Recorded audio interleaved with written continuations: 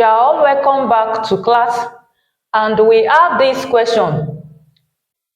If 4 plus root 96 minus root 600 equals y root 6, find the value of y. We want to simplify the question direction on the left hand side to give us the answer in the form of y root 6. This is a solved question and it is very easy to solve. All what we are going to be doing first is to simplify the expression on the left hand side. So we are going to simplify it in such a way that we will look for two factors of each question that we have here. Then we now make sure one of the factors is what we can find the square root of. Then we'll use it to simplify the other question. So what are the two factors of 24? In such a way that there is one that we can find the square root. You know 2 and 12 is also factor of 24. But out of the 2 and 12, we don't have any value that we can find the square root. So what about 4 and 6? 4 multiplied by 6 will give us 24 and we can find the square root of 4. So that means 24 will give us 4 multiplied by 6. Then we move to 96. So two factors of 96 by which we can find square root of 1 is 16 and 6. 16 multiplied by 6 will give us 96. So what about 600? So two factors of 600 that we can find square root of one of the factor. So we have 100 multiplied by 6. 100 multiplied by 6. 100 multiplied by 6 will give us 600. So let's leave the right hand side. Let's leave it for now. So we can split this to give us this. It is the same thing as root 4 multiplied by root 6 plus root 16 multiplied by root 6 minus root 100 multiplied by root 6. Okay, so what is square root of 4?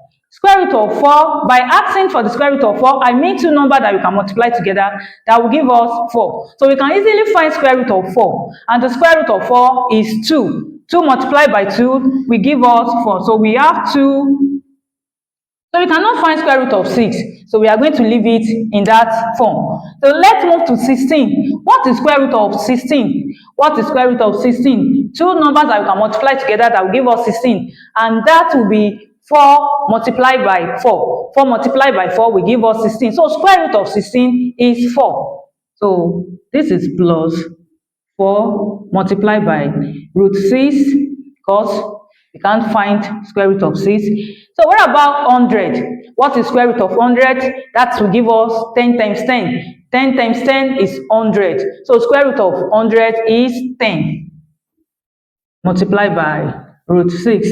So if we multiply this, we have 2 multiplied by root 6 will give us 2 root 6 plus 4 multiplied by root 6 will give us 4 root 6 minus 10 multiplied by root 6 will give us 10 root 6.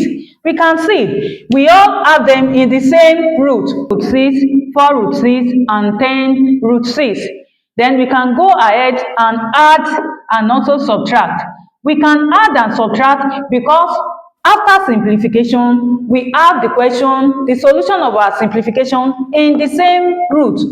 If we don't have it in the same root, then we cannot simplify further. We cannot continue the solution. We can only stop there. So what is 2 plus 4? 2 plus 4 will give us 6 root 6.